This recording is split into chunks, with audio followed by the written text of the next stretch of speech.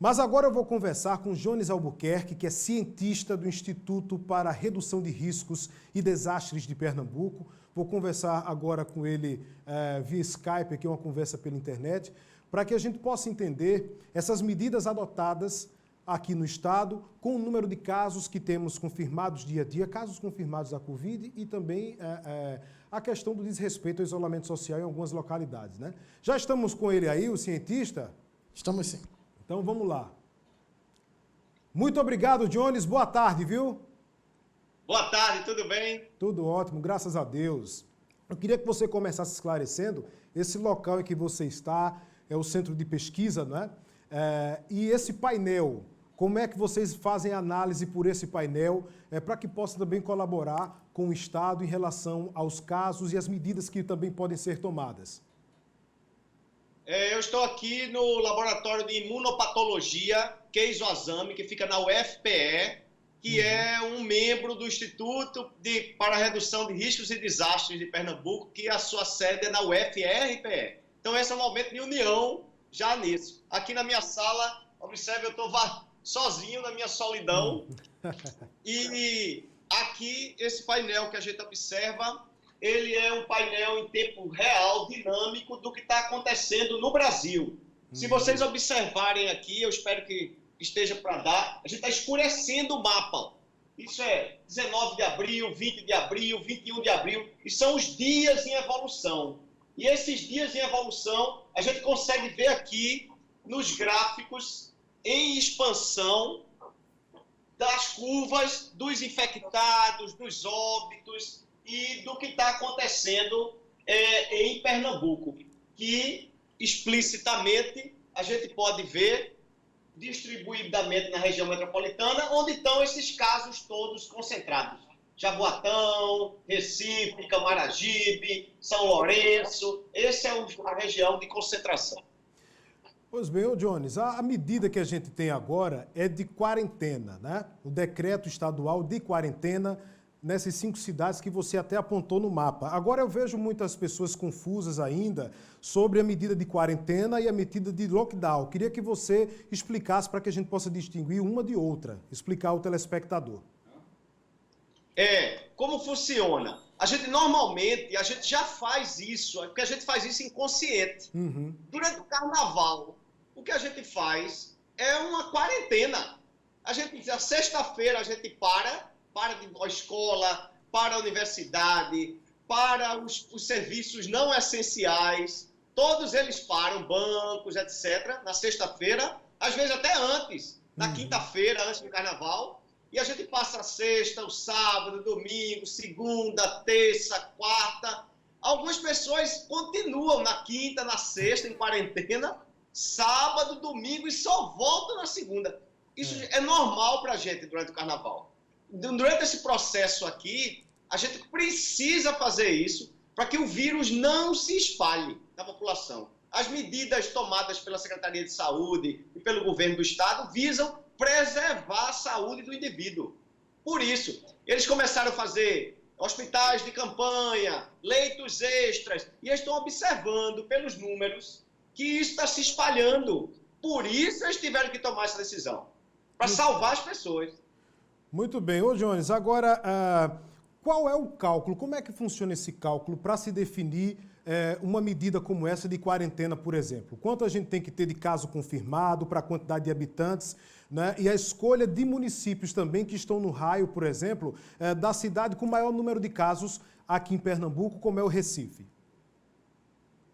Como funciona? Isso é que a gente acabou de falar, do que é uma quarentena. O lock, que é travar tudo, é parar o transporte público, é parar as pessoas de andar na rua. Isso é definido pela quantidade de infectados ou óbitos ou ióbitos por milhão de habitantes. Então, o que a Secretaria fez? Ele pegou o número de infectados, o número de óbitos, dividiu pela quantidade de pessoas da população e viu que estava alcançando um índice muito alto. Um índice que pode sugerir o colapso total do sistema da UTI. Então, o que define a gente parar totalmente ou não é a gente poder ser socorrido no hospital. Hoje, eu tenho dados agora, se a gente precisar ser socorrido no Hospital de Palmares, por exemplo, a gente não consegue. Porque a UTI topou. Então, por que a gente precisa dos indivíduos, precisa de todos nós, da população? Se a gente não ficar em casa, não adianta ir no vizinho, não. Não adianta fazer quarentena e ficar indo na casa do vizinho, na casa da tia, que é ali perto, andando de bicicleta. Não, isso não funciona. Isso é o vírus sai andando junto da gente. Rodízio, eu vi você falando aí de rodízio. Ah, será que eu posso compartilhar o carro com meu amigo? Não, o vírus vai circular. O ideal é todo mundo parar mesmo em casa, fechado. Se a gente pudesse, era fechar a porta das casas das pessoas e tomar a chave delas. Eu sei que é uma medida radical, mas isso é o que faz parar o vírus de se contaminar. Se a gente não fizer isso, a gente não vai segurar essa onda de espalhamento que está acontecendo na cidade. Esses pontinhos vermelhos aqui, ó, são os óbitos se espalhando na cidade, óbitos e infectados. Ô, Jones, agora muita gente se pergunta por que no raio metropolitano, por exemplo, nós temos municípios como Camaragibe e São Lourenço, nessa ordem, né, na vizinhança com Recife, a gente tem a medida adotada de quarentena nesses dois municípios. Mas de Olinda para Paulista não temos, por exemplo. Eu queria que você explicasse, porque tem muita gente nos procurando para saber por que em Paulista não houve aí esse decreto também do governo. A explicação mais assim analógica seria, eu coloquei uma nota. Quem tem nota na escola, a gente vai assim, quem tem nota acima de 7 está aprovado. Quem tem abaixo de 7 está reprovado. No caso aqui, a gente pegou os números dos indivíduos, dos municípios, que passariam esse número, que é o fator de reprodutibilidade, é um número lá, que o André Longo até citou, o nosso secretário do Estado, de 1,3 a 1,4. Ele pegou esse número e fez, quem está acima disso, bloqueia. Quem está abaixo? Aí o que pode acontecer, eu não fiz essa conta, obviamente, ainda, mas o que pode acontecer? Paulista pode estar no 1,2, ele não está em 1,3, e eles colocaram a regra como 1,3, ou 1.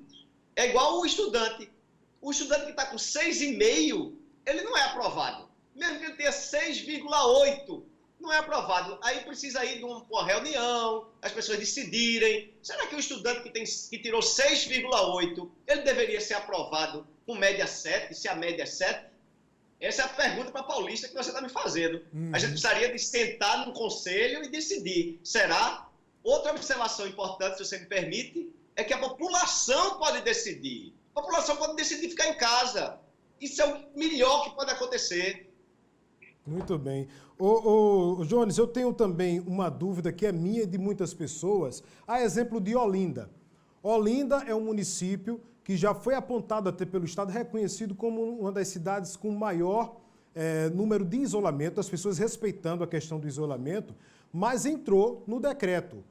A gente tem em Olinda dificuldade com alguns bairros, a exemplo de Caixa d'Água, né? E a prefeitura diz que lá há uma dificuldade por conta do limite nesse bairro de Caixa d'Água com a cidade do Recife pelo bairro de Bibiribe. Seria possível fazer a quarentena por bairros e não por município de modo geral? Pois é, boa pergunta.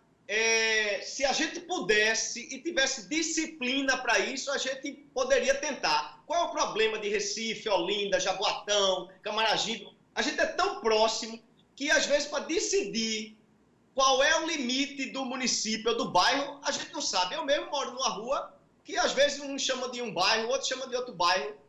E a gente não sabe, eu não sei qual é o bairro que eu moro, porque o endereço da CELP vem num número, meu endereço do telefone é outro número, o endereço que está no IPTU é outro. Então, definir isso é muito, como é que eu diria, não é preciso. E aí, por isso, a Secretaria, sabiamente, junto com o governo, definiu o município, porque é uma medida mais... A gente conhece mais ou menos onde está a divisa dos municípios. A divisa dos bairros é quase uma incógnita. E encontrar numa situação do tipo, eu estou aqui nesse bairro, mas aquela rua dali é de outro bairro.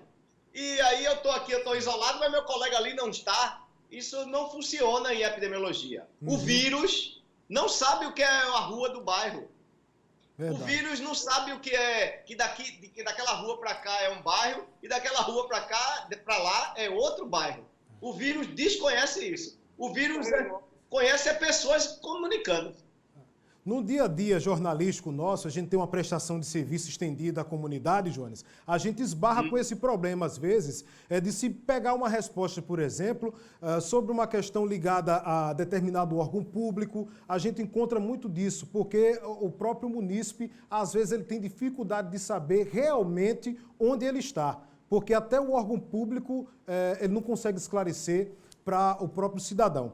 Encerrando essa entrevista, Jones, eu queria que você reforçasse a questão da quarentena no seu entendimento nesse momento, não é? E qual a mensagem que você deixa para o telespectador do programa que agora está acompanhando em meio a tantas informações, especialmente nessa de quarentena e o respeito a esse decreto?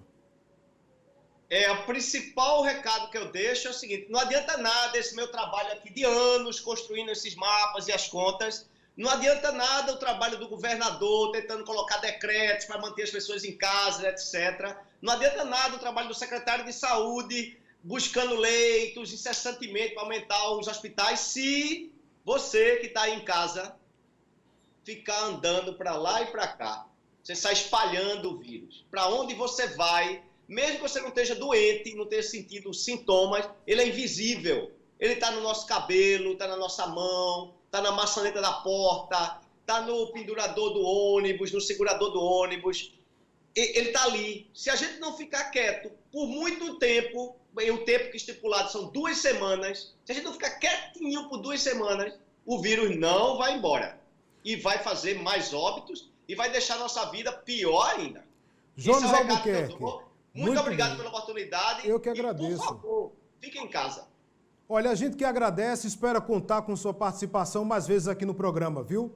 A gente conversou com o Jones Albuquerque. Muito bem. Muito bem. Muito obrigado, Jones. Jones Albuquerque é cientista da Universidade Federal de Pernambuco e você viu aí todo o detalhamento falando sobre o avanço do coronavírus aqui em Pernambuco e o decreto, né?